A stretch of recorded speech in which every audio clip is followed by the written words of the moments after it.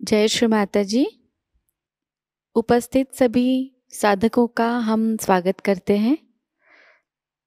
सामूहिक ध्यान की शुरुआत हम सामूहिकता में कुंडलिनी चढ़ाकर बंधन लेकर करेंगे।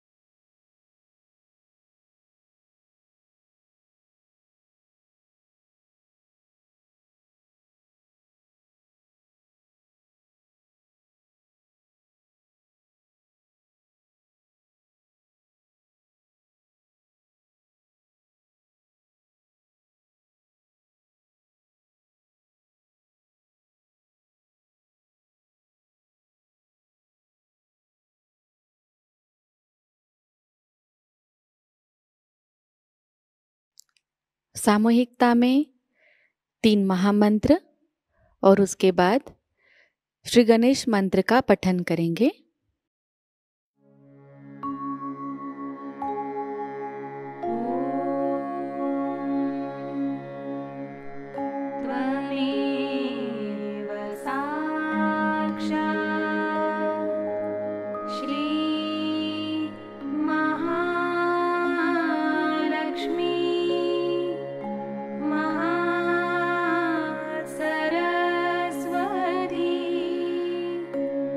महा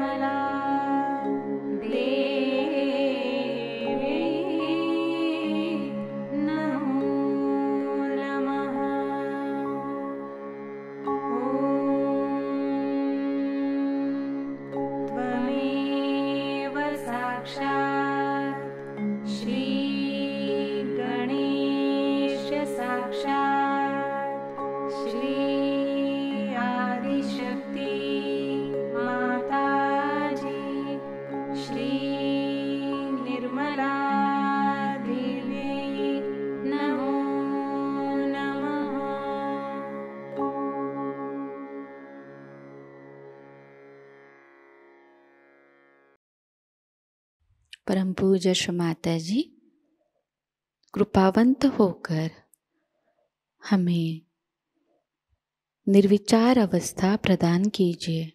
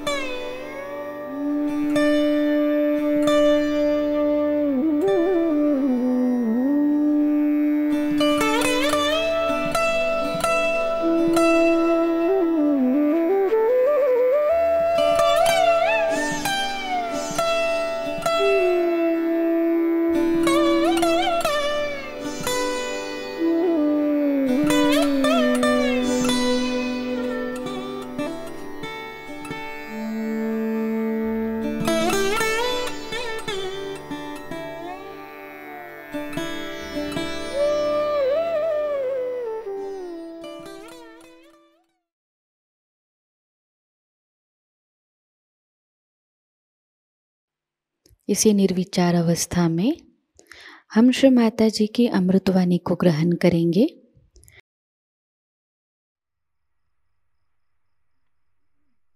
ये तो हमने सोचा भी नहीं था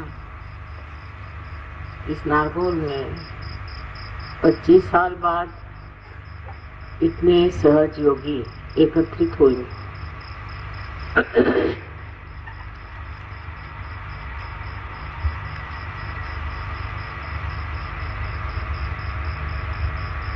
जब हम यहाँ आए थे तो ये विचार नहीं था कि इस वक्त शस्त्रार्थ खोला जाए। सोच रहे थे कि अभी देखा जाए मनुष्य की क्या स्थिति। मनुष्य अभी भी उस स्थिति पे नहीं पहुंचा जहाँ वो आत्म साक्षात्कार को समझ सके। हालांकि इस देश में साक्षात्कार की बात अनेक साधु संतों ने सिद्धों ने की है और इसका ज्ञान महाराष्ट्र में तो बहुत ज्यादा है। कारण यहाँ जो मध्य मार्गी थे जिन्हें नाथपंथी कहते हैं, जो नाथ लोग, उन लोगों ने आत्म कल्याण के लिए एक ही मार्ग बताया था, आत्मबोध का। खुद को जाने बगैर आप कोई भी चीज प्राप्त नहीं कर सकते। ये मैं भी जानती थी, लेकिन उस वक्त जो मैंने मनुष्य की स्थिति देखी वो बहुत विचित्र थी कि वो जिन लोगों के पीछे भागते थे उनमें कोई सत्यता नहीं, उनके पास सिवाय पैसे कमाने के और कोई लक्ष्य नहीं। और जब मनुष्य की स्थिति ऐसी होती है जहाँ वो सत्य को बिल्कुल ही नहीं पहचानता, उससे सत्य की बात कहना बहुत कठिन। और लोग मेरी बात क्यों सुनेंगे? बार बार मुझे लगता था कि अभी और भी मानव को बढ़ना चाहिए, किंतु मैंने देखा कि कलयुग की बड़ी घोर यातनाएं लोग भोग रहे हैं। एक तो पूर्व जन्म में जिन्होंने अच्छे कर्म किए, उन लोगों को भी वो लोग सता रहे थे जिन्होंने पूर्व जन्म में बुरे कर्म किए। उसमें ऐसे भी लोग थे जो पूर्व जन्म के कर्मों के कारण बहुत त्रस्त थे, बहुत तकलीफ में। और कुछ लोग ऐसे थे कि जो वही पूर्व जन्म के कर्म लेकर के राक्षसों जैसे संसार में, और वो किसी को छलने में, सताने में, उसकी दुर्दशा करने में कभी भी नहीं चाहते। तो दो तरह के लोग तो मैंने देखे खास, एक जो पीड़ा देते हैं और एक जो पीड़ित। अब ये सोच रहा था कि इसमें से किसकी ओर नजर था। जो लोग पीड़ा देते थे उस बहुत अपने को सोचते थे कि वह संपूर्ण इंसान, परफेक्ट। उनमें यह कल्पना ही नहीं थी कि वो दूसरों को तकलीफ दे रहे, परेशान कर रहे। और दूसरे जो लोग पीड़ित थे वो बर्दाश्त कर रहे थे, शायद मजबूरी की वजह से हो, या उनको कभी भी ये मालूम ही नहीं था कि इस तरह की जो क्रिया करता है उसका प्रतिकार करना चाहिए, उसका विरोध करना चाहिए। उस वक्त यही सोच रही थी कि मनुष्य कब ये सोचेगा कि हमें बदलना, हमें आने अंतर एक परिवर्तन आना, क्योंकि दोनों भी अपने तरह से खुद को समझा बुझा कर चुके। कुछ लोग ज्यादा तकलीफ देते थे और कुछ लोग कम, और कुछ लोग ज्यादा तकलीफ बर्दाश्त करते थे और कुछ लोग कम। ऐसी समाज की स्थिति थी, चाहे वो भगवान के नाम पर हो, चाहे वो राष्ट्र के नाम पर हो, और चाहे वो राजनीतिक हो, या इसे कहते हैं हम लोग इकोनॉमिकल हो। किसी की गरीबी तो किसी की बहुत अमीरी। इस प्रकार इस देश में एक तरह की छलना चल रही, जिसको कि मैं समझती थी जब तक मनुष्य बदलेगा नहीं, जब तक वो अपने को पहचानेगा नहीं, जब तक वो अपने गौरव और अपनी महानता को पाएगा नहीं, तब तक वो ऐसे ही काम करता। ये सब मेरे दिमाग में था ही बचपन से ही, और मैं ये सोच रही थी कि इस मनुष्य को समझना जरूरी है।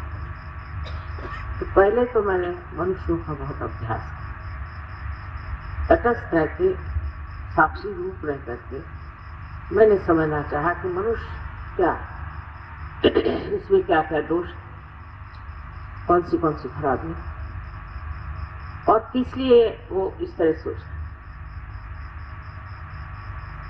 तब उस नतीजे पे मैं पहुंची कि मनुष्य के अंदर एक तो या तो अहंकार बहुत ज्यादा है, और या तो उसके अंदर है प्रति अहंकार, जिसे हम कहते हैं कंडीशनिंग बस। और इन दोनों की वजह से उसके अंदर संतुलन नहीं, बैलेंस नहीं। जब तक संतुलन नहीं आएगा तो कुंडलिनी उठेगी कैसे, ये भी एक बड़ा भारी प्रश्न। लेकिन जब मैं यहाँ नारगौल में आई तो वो कुछ विचित्र कारणों के कारण एक बहुत दुष्ट राक्षस यहाँ पर एक अपना शिविर लगाया गया, और उसने हमारे पति से तय करके कहा कि उनको जरूर भेजिए, उनको जरूर भेजिए। मुझे वो आदमी जरा भी पसंद, तो भी पति के कहने से मैं आई, और जिस बंगले में अभी रह रही शायद उसी में वास्तविक वहीं रहे। उससे पहले दिन की बात है कि मैं जब एक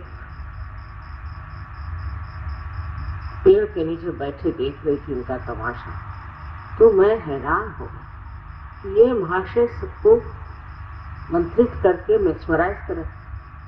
कोई लोग चीख रहे थे, कोई लोग कुत्ते जैसे भौंक रहे थे, तो कोई जो है शेर जैसे बड़े दहाड़ रहे थे। मुझे समझ में आ गया कि इनकी पूर्व योनियों में ले जा रहा है और इनके जो कुछ भी सुप्त चेतन है, जिसे हम कहते हैं सबकॉन्शियस माइंड, उसको जगाना। तब मैं घबरा गई। मैंने ऐसे बहुत झूठे लोगों को भी पहले देखा था। ये करते क्या है, ये तो पता होना चाहिए ना कि ये करते क्या है, किस तरह से क्या धंधा करते हैं। और इन सबको मैंने एक चीज से देखा कि ये बड़े भयभीत लोग, इनके साथ बंदूकें रहती थी, इनके साथ इनके गार्ड्स रहते थे। मैंने सोचा कि अगर ये कोई परमात्मा का कार्य करते हैं तो उन्हें इन सब चीजों की जरूरत है। और बेतहाशा पैसा लूटे, करोड़ों में इन्होंने पैसे लूटे लोगों से, झूठ बोले। तो ये तो दो बातें मेरी नजर में आई। मैंने सोचा ये तो कलयुग की ही महिमा है कि ऐसे दुष्ट लोग अब भी पनप रहे हैं। तब इसका इलाज यही है कि मनुष्य की जो चेतना जागरूक हो, उसके अंदर सुबुद्धि आ जाए और वो समझ ले कि ये सब गलत चीज है और ये सब करने से कोई लाभ नहीं। इसलिए मैंने ये देखा कि जिस समाज में मैं रहती थी, उस समाज में लोग हर मिनट ऐसा काम करते थे जिससे उनका नाश हो, जैसे शराब पीना, औरतों के पीछे भागना और तरह तरह की चीजें, और बहुत ही ज्यादा पैसे का लगाव उन लोगों में। और बात करते वक्त वो लगता नहीं था कि वो नेचुरल बात कर रहे, कुछ अजीब सा बंठन के ड्रामा करके बात कर। मैं सोचती थी मनुष्य को क्या होगा, ऐसे क्यों गुलामी में फंसा हुआ है और इस तरह के गलत काम कर रहा है। लेकिन मैं किससे करती, मैं तो बिल्कुल अकेली। उस वक्त जब हम यहाँ आए तो यही मेरी एक उलझन थी कि क्या किया। यहाँ आने पर जब मैंने देखा कि ये राक्षस लोगों को मेस्मराइज कर रहा था, तब मेरी समझ में आया कि अब अगर संस्कार नहीं खोला गया किसी तरह, तो न जाने लोग कहां से कहां पहुंच जाएंगे। और इनके जो असर है, इससे जो साधक है, जो परमात्मा को खोज रहे, सत्य को खोज रहे, न जाने कहां जाकर पहुंचे। तब जब देखने के बाद दूसरे दिन सवेरे मैं रात भर वहीं समुद्र के किनारे रही, अकेली थी, बड़ा अच्छा लगा, कोई कुछ कहने वाला नहीं। और तब मैंने ध्यान में जाकर अपने अंदर देखा और सोचा अब शस्त्रार्थ खुला। और जैसे मैंने इच्छा की कि अब शस्त्रार्थ का ब्रह्मरंध्र खुल जाए, ये इच्छा करते ही कुंडलिनी को मैं अपने अंदर देखती क्या हूँ कि जैसे टेलीस्कोप होता है उस तरह से वो खट खट खट खट खुलती हुई चुप चली। उसका रंग ऐसा था जैसे ये जितने भी यहाँ पर आपने दिए लगाए हुए हैं, इन सब दियों का रंग मिला लीजिए इस तरह, जैसे कि जब लोहा तपता है तो उसका रंग। और तब मैंने देखा कि उसके अंदर उस कुंडलिनी का जो बाहर का यंत्र था उस तरह से खुलता गया। हर एक चक्र पे खट खट आवाज आई और कुंडलिनी में जाकर और ब्रह्मरंध्र को छेद दिया। सो मेरे छेदने की तो कोई बात नहीं थी, लेकिन मैंने देखा कि विश्व में अब बहुत आसान हो जाए। और उस वक्त मुझे ऐसे लगा कि ऊपर से जो कुछ भी शक्ति थी वो मेरे अंदर पूरी तरह से एक ठंडी हवा जैसे चारों तरफ से आता है। तो मैं समझ गई कि अब कार्य को शुरू करने में हर्ज, क्योंकि जो उलझन थी खत्म हो गई और निश्चित, बिल्कुल निश्चित होकर के मैंने सोचा कि अब समय आ गया। आखिर होना क्या, ज्यादा से ज्यादा लोग मारेंगे, पीटेंगे, ज्यादा से ज्यादा हंसेंगे, मजाक करेंगे, और उससे आगे हो सके तो मार डालें। इसमें डरने कोई बात ही नहीं, ये तो करना ही है, इसी कार्य के लिए हम आए हैं संसार में। क्योंकि सामूहिक चेतना करना, कलेक्टिव कॉन्शियसनेस को जगाना, मैंने सोचा कि जब तक लोग आत्म साक्षात्कार को प्राप्त नहीं करते, अपने को नहीं जानते, तब तक ये कार्य असंभव। और सब दुनिया भर की चीजें कर लो, उसे कोई फायदा नहीं। इसलिए इस कार्य को मैंने सबसे पहले एक काफी बूढ़ी थी जो कि हमें बहुत मानती थी, और वो पारा, तब मुझे संतोष हो। मैंने कहा चलो एक तो पार हुए, इस कलयुग में किसी को पार करना कोई आसान है। जब एक पार हुई तब मुझे लगा कि हो सकता है कि और बहुत से पार हो जाए। पर सामूहिक चेतना के लिए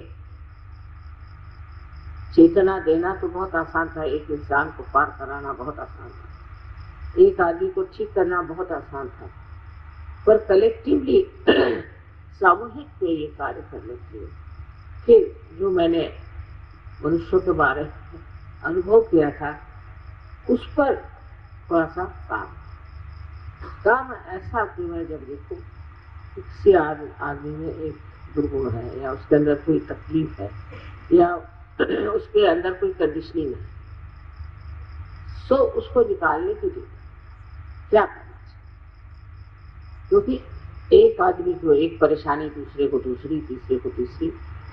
अगर सामूहिक कार्य करना है तो एक ही जागरण से सबको लाभ होना चाहिए, सबको फायदा होना चाहिए। अब ये मैं आपको समझा नहीं सकती कि कब समय है कि सामूहिक चेतना का जो कार्य किसी ने नहीं किया करती, ये बात सही है। वो मैंने बहुत ध्यान धारणा से प्राप्त, अपनी कुंडलिनी को चारों तरफ घुमा के, अपने कुंडलिनी को बार बार लोगों पर उसका असर डाल के, और बिल्कुल इस मामले में कोई भी नहीं जानता मेरे अंदर क्या शक्तियां हैं, मैं कौन हूँ, कोई जानता, हमारे घर में भी कोई नहीं जानता, और ससुराल में भी कोई नहीं जानता था, मैं अकेले भी कोई नहीं जानता। और मैंने कभी किसी से बताया, क्योंकि बताने से भी खोपड़ी में जाना तो आसान चीज नहीं, इंसान की खोपड़ी ऐसी मैंने देखी, इसमें तो कोई भी विचार घुसना बहुत मुश्किल। सब अपने को घमंड में बैठे हुए, सब अपने दूसरे को समझ रहे हैं, अब इनको कौन बताए। जैसे कभी मैं कहा कैसे समझाऊं सब जगह, मुझे तो लगा अंधा नहीं है पर अज्ञानी है, एकदम अज्ञान का भंडार, और ये इतना सूक्ष्म ज्ञान इनको कैसे दिया जाए। लेकिन कुंडलिनी उस लेडी की, उस देवी की जब जागृत हुई तो मैंने देखा कि उसके अंदर एक सूक्ष्म शक्ति आ गई, और वो उस सूक्ष्म शक्ति से मुझे समझ गया। उसके बाद 12 आदमी पार, और पार होने के बाद हैरान हुए क्योंकि आंखों में एकदम चमक आ गई, और वो देखने लगे सब चीज। एक अजीबोगरीब संवेदना उनके अंदर आई, जिससे वो महसूस कर रहे हैं। पर शुरुआत के 12 लोगों के हर एक चक्र पर मैंने अलग अलग कहा, क्योंकि जो नींव में चीज पड़ती है वो मजबूत होती है, उसकी मजबूती करने के लिए काफी मेहनत करनी, क्योंकि हालांकि उनकी कुंडली जागृत हो गई थी, पर आप जानते हैं कि कुंडली के जागृत करने के बाद भी उसको ठीक दशा में ले जाने के लिए ध्यान धारणा आदि करनी और उसको बिठाना पड़ता।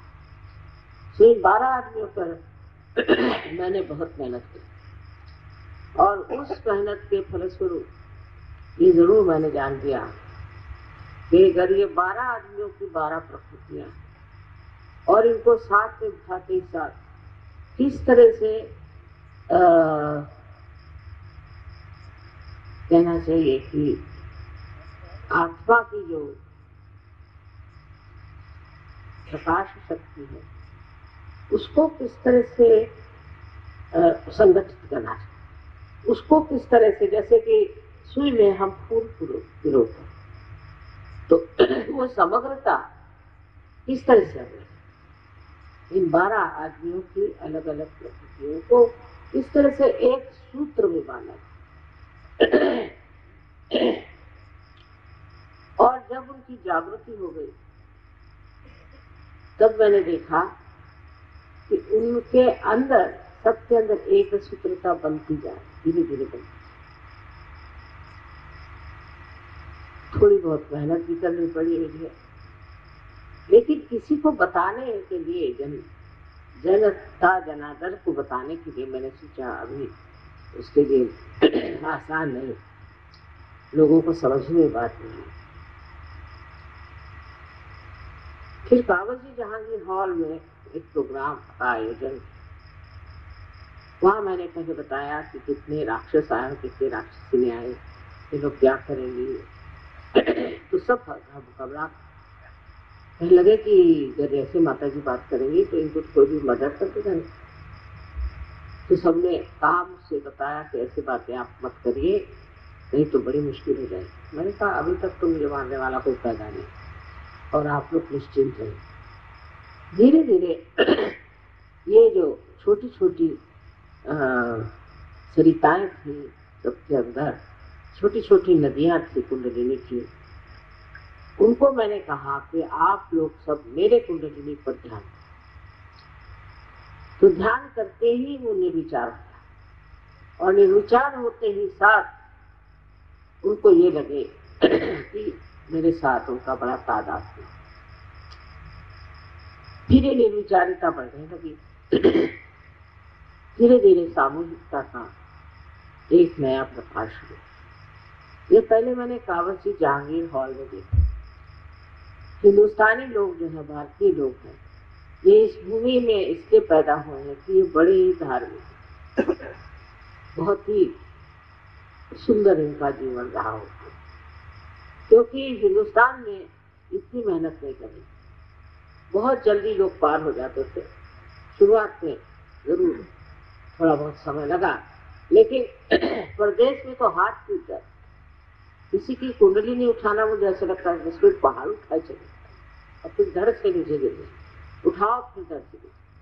और फिर जब कलेक्टिवली सामूहिक में तो बड़ी मुश्किल और अजीब और गरीब सवाल पूछना और ये और वो दुनिया भर की बात है। जब मैं उसका जवाब देती तो हैरान हो जाती कि ये इतना जानती कैसे है, इनको सब मालूम कैसे। बड़ी मेरी परीक्षा कर क्योंकि अहंकार बहुत ज्यादा। अब धीरे धीरे ऐसी चीज हुई, जैसे लंदन में पहली मर्तबा 7 सहयोगी आए, वो 7 हिप्पी थे पहले और ड्रग्स लेते थे, उनसे वो सहयोगी बन गए। इससे मतलब ये तो हुआ कि एक तरह का सहारा मिल गया, निश्चिंती हो गई कि सहयोग से लोग ड्रग छोड़ दें।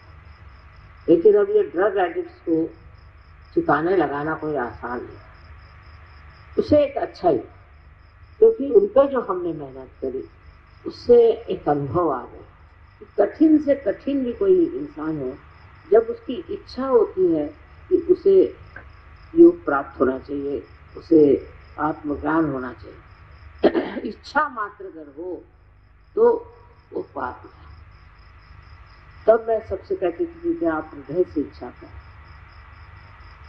कि आपको आत्म साक्षात्कार चाहिए, बस उसी पर लोग फट से पार हुए। उसमें अनेक देशों के अनुभव हैं मेरे पास, जिससे जैसे रशिया है या यूक्रेन है या रोमानिया, ये देशों का मेरे ख्याल से हमारे देश से कभी संबंध रहा होगा जबरदस्त। और यहाँ से नाथपंथी जैसे मच्छिंद्रनाथ, गोरखनाथ के लोग गए होंगे जरूर, क्योंकि इनके यहाँ जो चीजें मिली मुझे उससे पता हुआ कि ये लोग कुंडलिनी के बारे में ईसा से 300 साल पहले से जानते।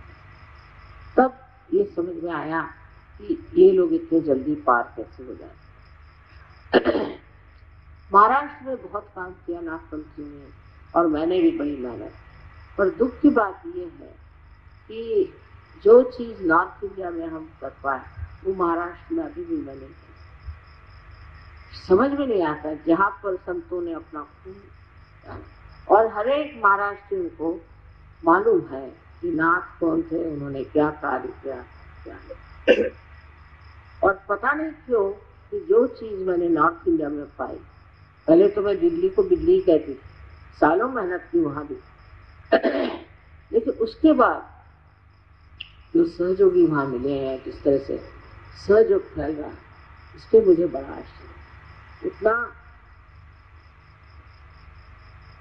प्रवाह देख करके यह आश्चर्य होता है कि जहाँ पर इतना संत साधुओं ने काम किया है, इतनी मेहनत की है, और बचपन से हम लोग यही सीखते आए, पढ़ते आए, यहाँ पर सब लोग यही बातें करते थे। उस महाराष्ट्र में सहयोग उतना गहरा नहीं बैठा जैसा कि नॉर्थ में है। इसका क्या कारण हो सकता है? एक ही मुझे लगता है कि जब पहले ही से सब चीज मालूम है तो उसके प्रति जो है अवज्ञा हो जाती, इधर इंडिफरेंस हो जाती। संस्कृत में श्लोक है, गति परिचयात अवज्ञा संतत गमनात् अनादरो भवति प्रयागवासी कूपे स्नानम समाचर। कि जब बार बार आप कहीं जाते हैं, बार बार आप किसी से मिलते हैं, तो आपका अनादर होने लगता है, फिर आपका आदर नहीं रहता। क्योंकि प्रयाग में रहने वाले लोग, इलाहाबाद में रहने वाले लोग, गंगा जी में नहाने की जगह त्रिवेणी का संगम है, वो लोग घर में जो कुआं उसमें नहाते, और लोग दुनिया भर से जाते हैं वहां हफ्ते उठा करके नहाने। यही बात शायद हो कि जो इतनी मान्यता सहयोग को नॉर्थ को मिली। यहाँ भी ऐसा नहीं कि यहाँ सहयोगी नहीं, महाराष्ट्र में भी बहुत सहयोगी हैं और बहुत कार्यान्वित भी हैं, पर सहयोग के प्रति जो समर्पण चाहिए वो मैंने तो कमी देखा, पता नहीं शायद बढ़ेगा। समर्पण का मतलब है कि हमें सहयोगी पद जो मिला है, उस सहयोगी पद को हम किस तरह से इस्तेमाल, वो सिर्फ हम अपने लाभ के लिए, अपनी तकलीफ के लिए, अपने ही परिवार के लिए सोचते हैं या सारे संसार के लिए सोचते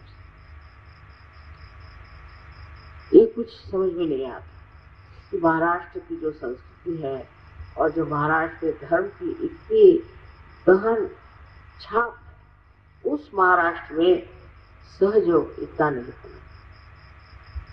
और गुजरात में जहाँ नारगोल में हमने ब्रह्मरंध्र खोला, वहां तो बहुत ही था। गुजरात के लोग तो बड़ी समझ में नहीं आते, बहुत मेहनत की, गुजरात भी गए, पर सबसे ज्यादा महाराष्ट्र में मेहनत की, क्योंकि आज यहाँ महाराष्ट्रीय लोग बहुत हैं।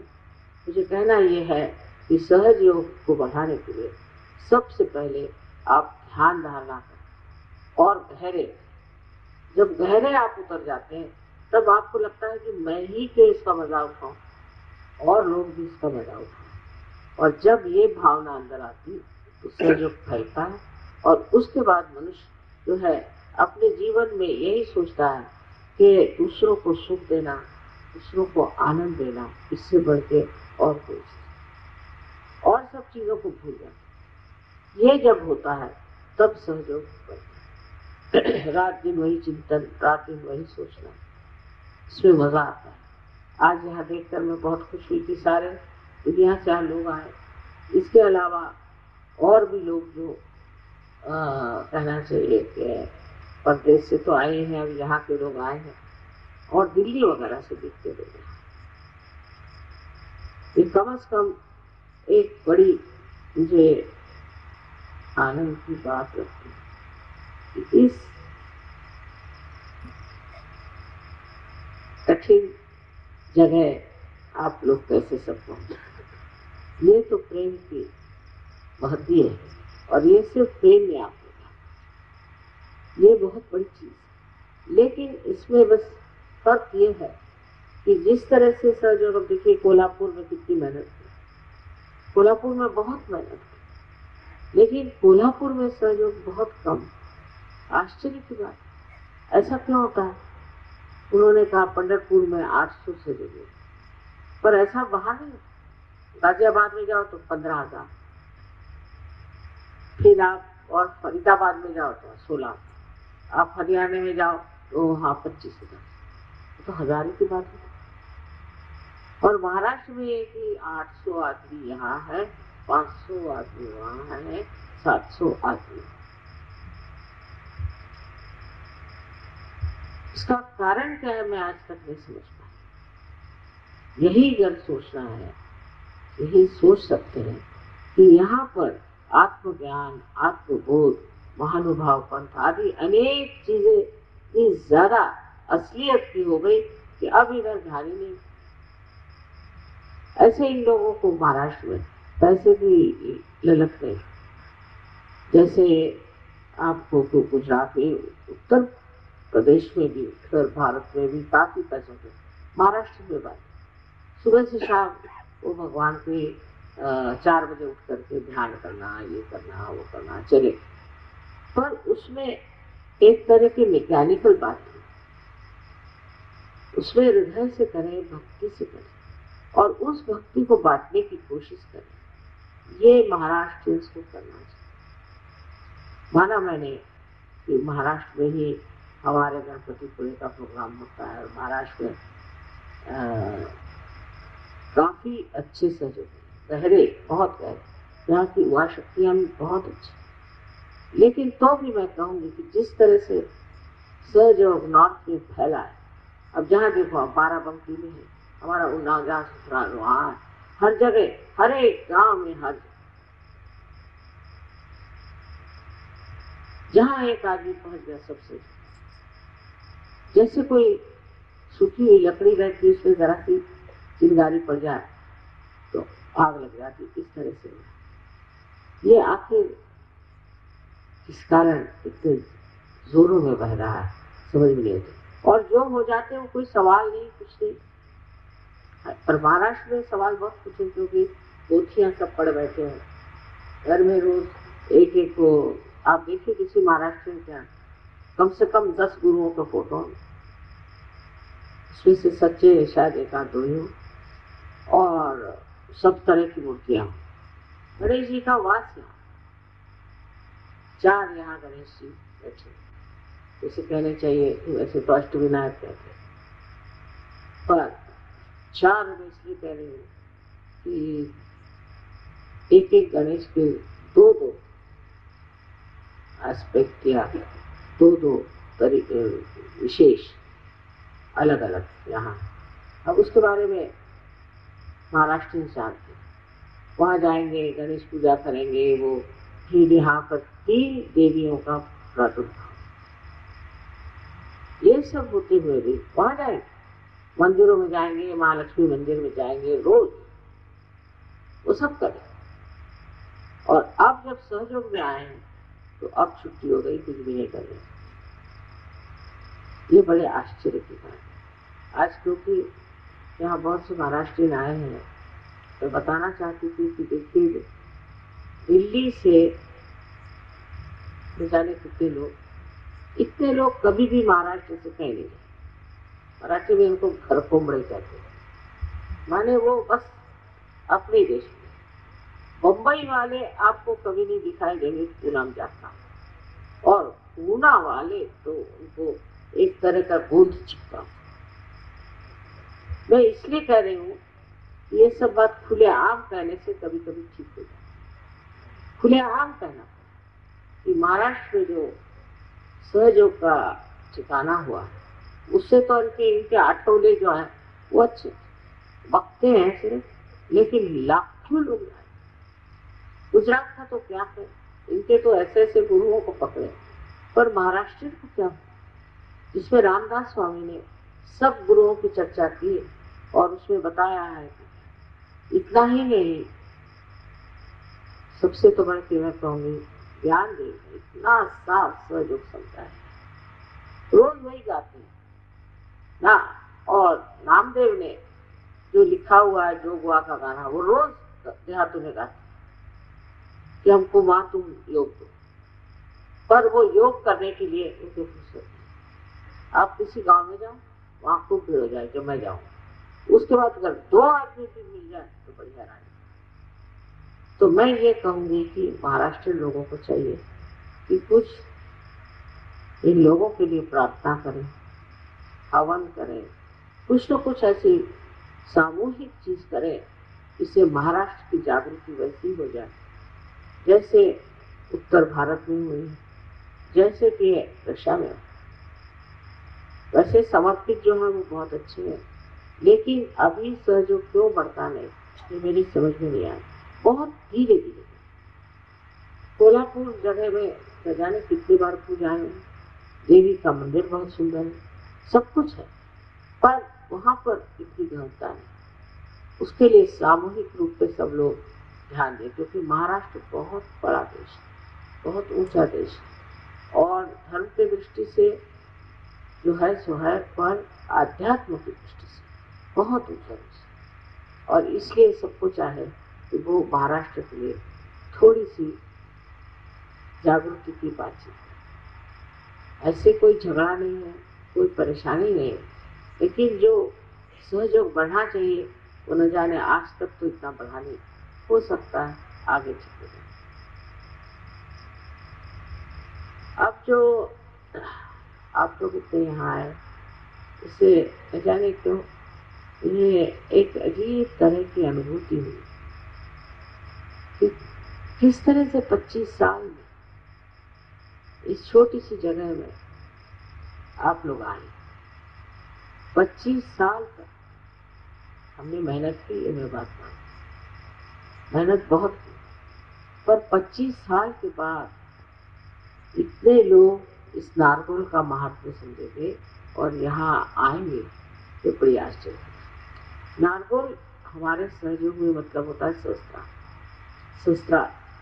और जब मैं यहाँ आई, यहाँ की वनस्पति देख के वगैरह बहुत तबीयत खुश हो गई, और एकदम अंदर से जैसे लगा कोई प्रकृति की किसी बड़ी भारी आशीर्वादित जगह हम आए, बहुत अच्छा। और जब वो तो मई का महीना था, लेकिन मुझे बिल्कुल नहीं गर्मी लग रही। जब सहयोगी आते तो ठीक है, उनकी गर्मी हमें खींचती रहती, लेकिन वहाँ यहाँ तो कोई सहयोगी नहीं थे, उनकी गर्मी कुछ गर्मी नहीं लगी। और जब सहस्त्रार्थ तोड़ा तो मैंने देखा कि कोई इसके बारे में कुछ जानता ही नहीं है, ज्यादातर गुजराती लोग थे, उसमें महाराष्ट्रियंस कम थे। और महाराष्ट्र में ही जो चीज इतनी खुल करके लिखी, कितनी ही किताबें आप देखिएगा महाराष्ट्र में, असली किताबें हैं, उसमें झूठ नहीं, जो सत्य है वही लिखा हुआ है, चक्रों पे लिखा हुआ है, कुंडलिनी पे लिखा हुआ है, सब कुछ इतना लिखने पर भी यहाँ उस ज्ञान को प्राप्त करने के बाद लोग उसका इस्तेमाल करें तो न जाने कितना बच, कितना यहाँ सहयोग बढ़ सकता।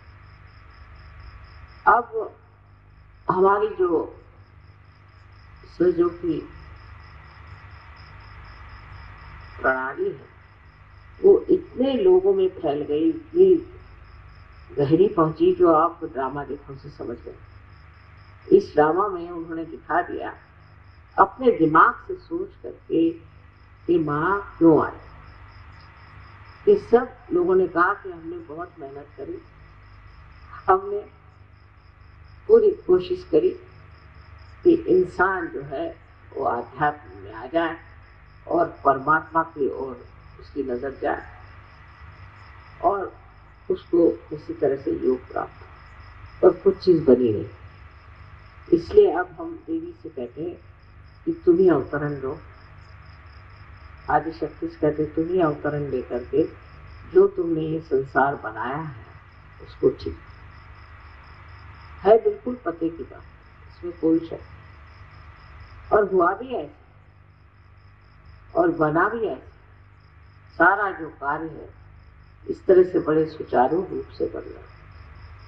और जिस वक्त में ब्रह्मरंध्र को तोड़ा था, उस वक्त सोचा भी नहीं था मैं कि मेरे जीवित रहते हुए इतना मैं कार्य देख सकता। पर ये कुंडलिनी की महिमा और परम चैतन्य का कार्य, परम चैतन्य से तो मैं खुद हार गई कि पता नहीं क्या करते रहे। हालांकि मेरी शक्ति है, लेकिन ये परम चैतन्य आप देख रहे हैं, तरह तरह के फोटोग्राफ्स मेरे बना रहे हैं, तरह तरह के चमत्कार दिखा रहे हैं, 50 तरह के चमत्कार। जैसे मेक्सिको में एक स्त्री थी, वो यूएन में काम करती थी, न्यूयॉर्क में, वहाँ मुलाकात हुई थी, उसके बाद वो पार भी हो गई और वो मेक्सिको चली, वहाँ नौकरी मिल गई यूएन में। उससे चिट्ठी लिखी कि मेरे लड़के की तबीयत बहुत खराब हो गई है, छोटा लड़का है, उम्र में बहुत छोटा है, और ये बीमारी हमारे खानदान में होती है जब लोग बिल्कुल बुढ़े हो जाते हैं, और इस बच्चे को इतनी छोटी उम्र में हो गई और अब ये बच नहीं सकता। इसके लिए माँ मैं क्या करूँ, मैं उसे ले आऊँ। 3 चिट्ठियाँ हुई, ये परम चैतन्य की बात बता। और चौथी चिट्ठी में उसने लिखा कि लड़का अपने आप से ठीक हो। वो हार्वर्ड यूनिवर्सिटी पर एकदम ठीक हो गया, उसकी बीमारी एकदम ठीक हो गई। डॉक्टर किया क्या तुमने, वो कैसे ठीक हो? तो ये परम चैतन्य जो है, इससे बढ़ के कोई डॉक्टर भी नहीं, और जिस तरह से ये काम करते हैं एक कमाल है। तो अब किसी ने पूछा कि ये गणेश जी दूध पी रहे, ये क्या है? ये मैंने कहा भाई ये परम चैतन्य के युग में आ गए और कार्य करने है। अब ये जो करे सो काम। गणेश जी को दूध पिलाएंगे, वो शिव जी को दूध पिलाएंगे, इसको कुछ कह सकते हैं? कौन सी बात जो है वो परम चैतन्य नहीं कर सकते? हर तरह का वो काम करते हैं। एक साहब थे कनाडा में, ये भी काफी पुरानी बात। सो उन्होंने मुझे चिट्ठी लिखी कि माँ मेरे पास पैसे नहीं है और इस कार्य के लिए इतना रुपया चाहिए। मैं कहा अच्छा कोई बात नहीं। दूसरे दिन उसने फोन किया कि माँ मुझे रुपया मिल गया। कैसे? मैंने ड्रॉ खोला तो उसमें रुपया रखा। हे भगवान, मैंने तो रुपया भेजा, इसको रुपया कहाँ से? उसने कहा कि जितना मुझे चाहिए था एग्जैक्टली।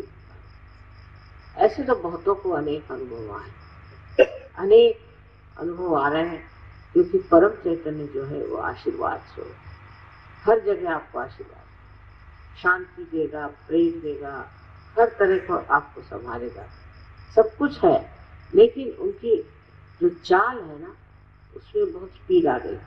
मेरे खुद ही नहीं समझ में आता कि ये इतने कार्य कैसे करते। अमेरिका जैसी जगह जहाँ के लोगों को बिल्कुल भी कहना चाहिए सूझबूझ ही नहीं है अध्यात्म। इस टाइम अमेरिका में इतना बड़ा प्रोग्राम हुआ, इतने बड़े हॉल में लोगों को बैठने की जगह नहीं थी, और 5 मिनट में सब लोग पार होता, 5 मिनट। वहीं फिर लॉस एंजलिस में मैं हैरान हूँ, ये लोग इतने मूर्ख हैं, इनके साथ ऐसे कैसे 5 मिनट। फिर कनाडा गए, वहीं भी 5 मिनट, उससे आगे गए, वहां भी 5 मिनट। कुछ समझ में आए नहीं क्या क्या। तो परम चैतन्य की कृतियां भी बढ़ गई हैं, इतने तरह तरह की हो गई हैं कि कोई समझ नहीं सकता क्या बात। और ये किस तरह से घटित होता है, अगर कोई मुझसे पूछे तो मैं समझ नहीं सकती। अब किसी ने मेरा फोटो दिया कि मैं चाहती हूँ कि जिस तरह से माँ के बारे में कहा जाता है कि उनके चरणों में चांद और सर पे सूरज, ऐसा फोटो मुझे। और वाकई में ऐसा फोटो आप लोग जिस चीज की इच्छा करें वो हो जाए। इसको क्या कहना चाहिए? इस परम चैतन्य की अपनी शक्ति जो है इतनी सुचारू रूप से चलती है और इस कदर जानती है हर एक की तकलीफ परेशानियां, बड़े प्यार से दुलार से उसको ठीक है। इस परम चैतन्य की जो गति है, आज तक तो आपने आदि शक्ति की पूजा की है, उसी वक्त आपने उस परम शक्ति की भी, इसे की परम चैतन्य कहते हैं, रूह कहते हैं इसकी पूजा। यहाँ पर जब मैं आए तो मैंने उसी का प्रादुर्भाव सब जगह देखा और सोचा कि यहाँ कुछ न कुछ देवी ने आशीर्वाद दिया हुआ पहले ही। और वाकई में यहाँ इतने जल्दी खट से जो कार्य हुआ इतना बड़ा, इतना महान, वो मेरी समझ में नहीं आई कि ऐसा इतने जल्दी क्यों हो। ये वही परम चैतन्य। अब कहिए कि मेरी शक्ति है, लेकिन मैं ही मेरी शक्ति को नहीं जानती हूँ, ऐसा हाल हो। इतने जोरों में दौड़ रही है कि समझ में नहीं आता कि अब क्या करेगी और आगे क्या। मतलब ये है कि ये जो शक्ति है ये इतनी अब आतुर है, इतनी लालायित है कि संसार में ये जो विश्व का परिवर्तन है, ग्लोबल ट्रांसफॉर्मेशन है, उसको करने में बिल्कुल देर नहीं करना, पर जो इसमें आएंगे और जो इसके लिए करेंगे वही प्राप्त कर सकते। अब महाराष्ट्र में यही मैं आपको बताना चाहती हूँ, ये शक्ति कार्यान्वित हो रही बड़े जबरदस्त, और आप लोगों को सबको चाहिए कि इसमें पूरी तरह से आप जान ले, समझ ले इस शक्ति की जो कार्य करने की प्रणाली है, उसे समझ और उसके माध्यम से आप काम कर सकते। अगर वो आप इस्तेमाल करना शुरू कर दें इस शक्ति को, तो हर कार्य को आप कर सकते। अगर कोई आदमी आपको सता रहा है तो उसको भी एक तरह से बंधन दे सकते हैं। कोई कार्य करना हो उसको बंधन दे सकते हैं, सिर्फ बंधन। और बंधन में क्या करते हैं, आपकी ये जो शक्ति आपके अंदर से बह रही, उस शक्ति को ही आप लपेटते हैं, और उस शक्ति को, उस जो भी आपको प्रश्न है, जो भी आपके लिए एक प्रॉब्लम है, उसको आप बंधन दे देते, वो शक्ति उस पर कार्यान्वित होती। आपके पास ये शक्ति, आप इतने शक्तिशाली हैं, अगर आप इसको इस्तेमाल करें तो न जाने कहां से। तो मनुष्य खोया, और पान होने के बाद भी अभी जब तक हम लोग इसको वो चीज विशेष न समझे, तब तक सहयोग फैलना बड़ा मुश्किल। रूमानी आदेश जिन्होंने कभी सुना ही नहीं कि आदिशक्ति नाम की क्या चीज है, ऐसा मैं सोचती हूँ, वहां सहयोग इतने जोर से फैला, बड़ा आश्चर्य। वहां 5000 सहयोगी एक शहर, अब तो और बढ़। वही चीज इस महाराष्ट्र में होना चाहिए, और बार बार मुझे इसकी चिंता लगी रहती है कि ये चीज महाराष्ट्र में क्यों नहीं सहयोग इस तरह से फैल रहा जैसा फैलना चाहिए। बड़े बड़े शहर हैं, बड़ी बड़ी जगह, वहां ये कार्य होना। तो आज के दिन एक बहुत बड़ी बात हुई है कि 25 साल इस चीज से जूझते जूझते इस दशा में हम आ गए कि यहाँ पर इस जगह आप लोग आए, इसका गौरव बढ़ा रहे, इसकी महत्ता बढ़ा और इसको पुनीत कर। मेरे देश वो शब्द है, तो मैं सोचती हूँ तो जी मेरा भर आता है आप लोगों को, कहाँ कहाँ से आप लोग आए। I'm sorry I have to speak in this language because most of the people only know this language. And some of them know only Marathi, but they know something about Hindi language. But I'm sorry I don't know French. And I don't think in this lifetime I will be able to learn. So I have to speak in this language, which you can get it translated and understand. I've told them how I came here just by chance. And there I found somebody trying to use mesmerism on people. That was the time I decided we have to open the circle. And that's what I did in a very surge manner. I must say, so just I desired that now the Sahasrara must be open, that's all. I didn't do anything.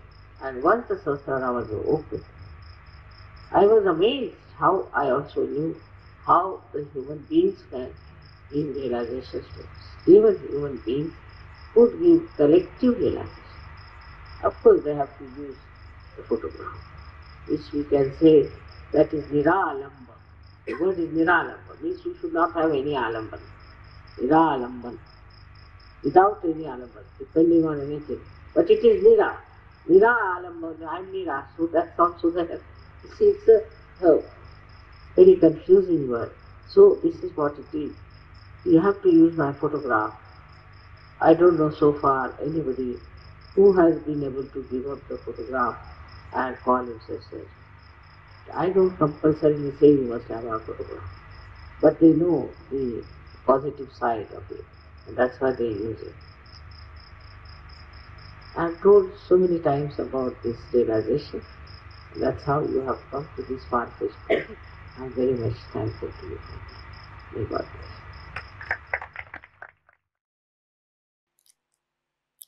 इसी अवस्था में हम कुछ समय निशब्द ध्यान में बैठते हैं।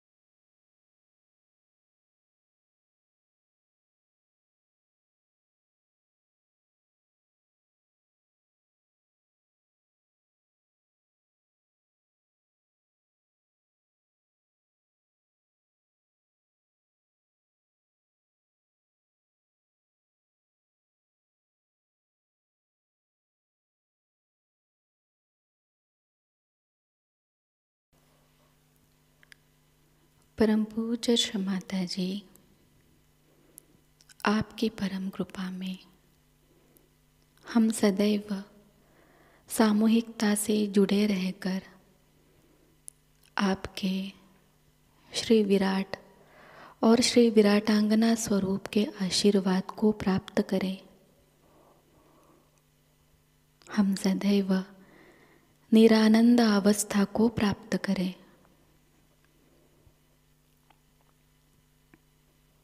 श्री माता जी, आपकी परम कृपा में अपने प्रकाशित ज्ञान से अनन्य भक्ति में उतरकर हम सहयोग का प्रत्येक कार्य करें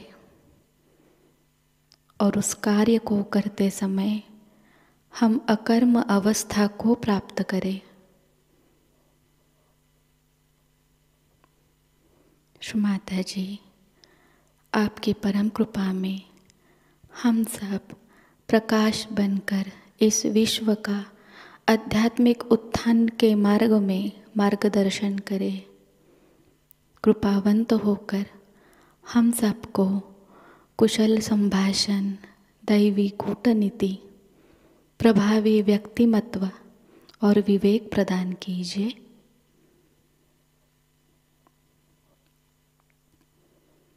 श्री माता जी, आज का यह सामूहिक ध्यान हम आपके श्री चरणों पर समर्पित करते हैं।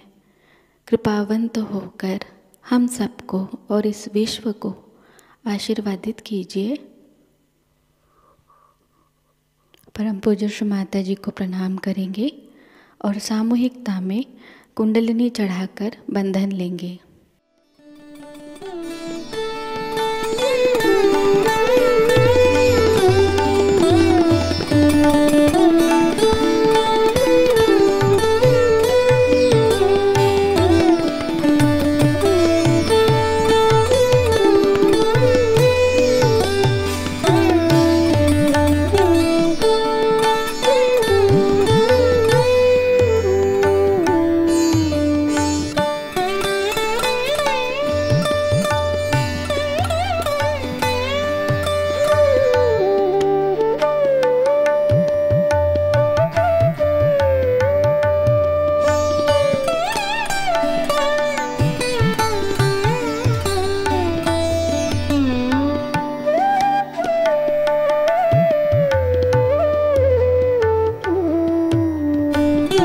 का यह ध्यान सत्र यहीं पर संपन्न होता है। जय श्री माता जी।